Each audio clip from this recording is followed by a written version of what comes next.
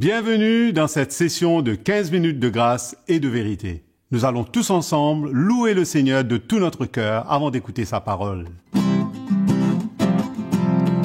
Louange et honneur, gloire et puissance à l'agneau de Dieu immolé.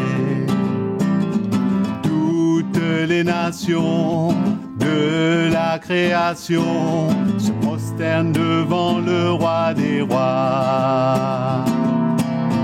Toute langue sur terre comme au ciel déclarera ta gloire et tout genou fléchira. En t'adorant, tu seras exalté, Seigneur, et ton royaume sera éternel, ô roi des rois.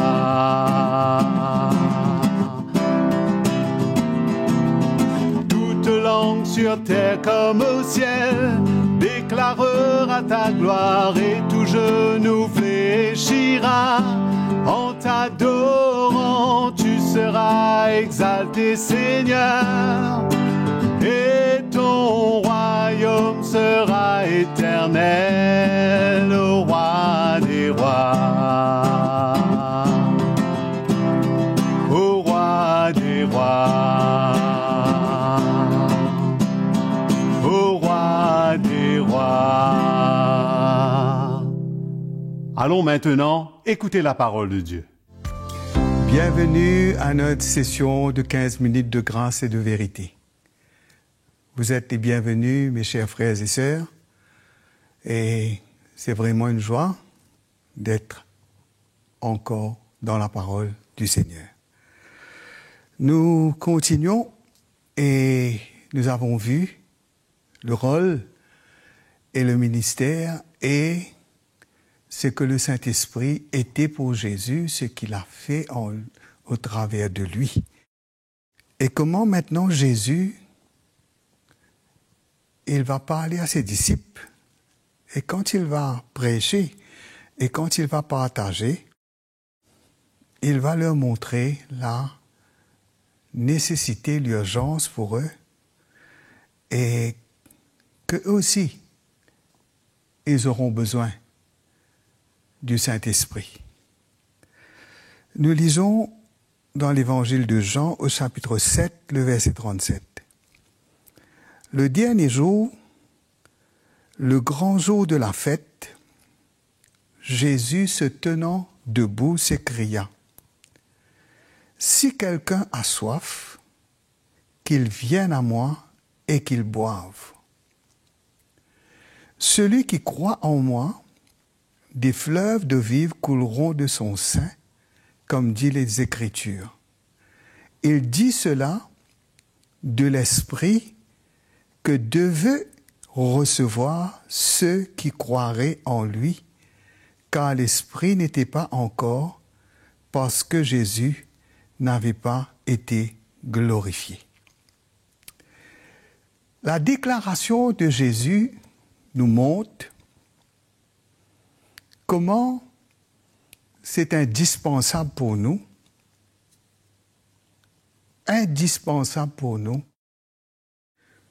l'Esprit de Dieu dans nos vies. Et quand il parle de cela, il ne parle pas d'un principe, il ne parle pas d'un principe, il ne parle pas, première étape, deuxième étape, troisième étape. Lorsque vous êtes sauvé, première étape, deuxième étape, non. Il parle d'une soif. Il parle d'une soif. Il parle d'une soif qui sera dans le cœur de tous ceux qui croiront en lui. Parce qu'il parle de l'Esprit que devaient recevoir tous ceux qui croiraient en lui. Nous savons que le Seigneur, quand il a parlé avec la femme samaritaine, et qu'il lui a parlé que c'est lui qui pouvait étancher la soif de son âme, que c'est lui, le Messie, que c'est lui l'envoyé de Dieu, et que c'est lui qui pouvait calmer sa soif et la désaltérer spirituellement, enlever son péché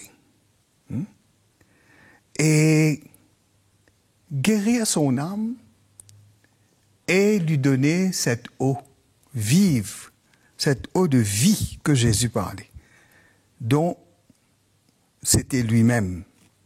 Parce que Jésus avait dit, quiconque boit de cette eau, quand il parle des puits que Jacob avait puisés. Hein? Nous savons, Jacob était dans l'ancienne alliance. Et nous savons que dans l'ancienne alliance, le cœur de l'homme n'a jamais pu être satisfait. Hein? Et que le péché n'a pas été enlevé du cœur de l'homme. Ça a été couvert, pardonné, mais ça a resté. Mais comment Jacob, le puits que Jacob avait creusé, et l'eau qu'on pouvait en tirer, on aura toujours soif. Parce que le Seigneur ne parlait pas, parce qu'il prenait cet exemple pour montrer la soif spirituelle, la soif du cœur de l'homme. Que seulement quand l'homme rencontre Dieu, seulement quand l'homme est en communion avec Dieu, seulement quand l'homme croit et obéit la parole de Dieu, que son cœur peut être satisfait, que sa soif peut être étanchée, hein? Qu'il peut être comblé, il peut être complet. Et là, Jésus, il a parlé de lui-même pour cette femme, et comment cette femme a cru en lui, et comment le Seigneur a parlé des vrais adorateurs que Dieu demande et que Dieu recherche. C'est le Saint-Esprit qui nous aidera. C'est le Saint-Esprit qui pourra nous équiper. Et quand le Seigneur parle de cela, il parle du Saint-Esprit, il parle d'une soif. Hein? Il parle d'une soif. Bien souvent, on peut prier pour des gens, pour le Saint-Esprit, mais s'ils n'ont pas soif, qu'est-ce qui va arriver? On ne peut pas dire aux gens parler en langue. On ne peut pas les faire. Hein? Nous, les baptisés du Saint-Esprit, c'est Jésus qui baptise du Saint-Esprit. Mais pour que Jésus baptise du Saint-Esprit, il faut que la personne ait soif. Il faut qu'il croie. Il faut qu'il se repente. Hein? Il faut que son cœur soit assoiffé. Il faut qu'il demande. Il faut qu'il recherche. Il faut qu'il s'attend. Moi, je me rappelle quand j'ai connu le Seigneur, j'avais une soif dans mon cœur pour le Saint-Esprit. C'était ma priorité. J'ai pris beaucoup de temps pour recevoir, mais quand j'ai reçu, ma soif a été calmée. Le Seigneur a pris une place dans ma vie. Le Seigneur est devenu plus réel dans mon cœur. Malgré que je le connaissais et qu'il était réel, pour moi, il est devenu encore plus réel. Parce que cette soif dans le cœur de ceux qui croient, la parole de Dieu nous dit, celui qui croit en moi, des fleuves de vie couleront de son sein, comme dit l'Écriture. Et il dit de cela, de l'Esprit que devaient recevoir ceux qui croiraient en lui, car l'Esprit n'était pas encore, parce que Jésus n'avait pas encore été glorifié. Nous voyons ici que l'Esprit n'était pas encore accessible. Le baptême du Saint-Esprit n'était pas possible avant que Jésus meure et qu'il soit ressuscité. C'est par sa mort et sa résurrection que le Saint-Esprit, c'est devenu possible pour le Saint-Esprit d'être répandu, de venir maintenant, ce réveil de l'Esprit, comme nous allons voir dans la parole du Seigneur, être rempli de l'Esprit, recevoir ce baptême de l'Esprit, avoir la soif de notre âme, de notre cœur comblée. Et nous savons comment la parole de Dieu nous dit, Jésus va dire avec ses disciples, il va dire, restez à Jérusalem, nous allons lire, Premièrement, nous allons lire dans Actes des Apôtres,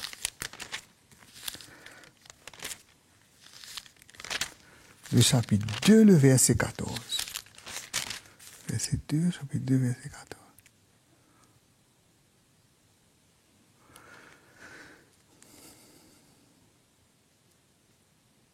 Deux verset 14 nous dit, Pierre se présentant avec les 11, éleva la voix et leur parlant en ces termes. Hommes juifs et vous tous qui séjournez à Jérusalem, sachez ceci et prêtez l'oreille à mes paroles. Ces gens ne sont pas ivres comme vous le supposez, car c'est la 3e heure du jour, mais c'est ici ce qui a été dit par le prophète Joël. Nous savons que par le prophète Joël, Dieu avait promis que dans les derniers jours, il allait répandre son esprit. Et il a dit, vos fils et vos filles prophétiseront, vos jeunes gens auront des visions, et vos vieillards auront des songes. Oui, sur mes serviteurs, sur mes servantes, dans ces jours-là, je répandrai de mon esprit, et ils prophétiseront.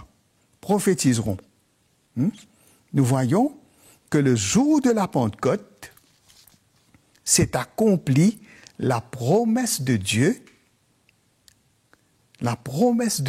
dans le livre de Joël où il nous est parlé de l'effusion du Saint-Esprit.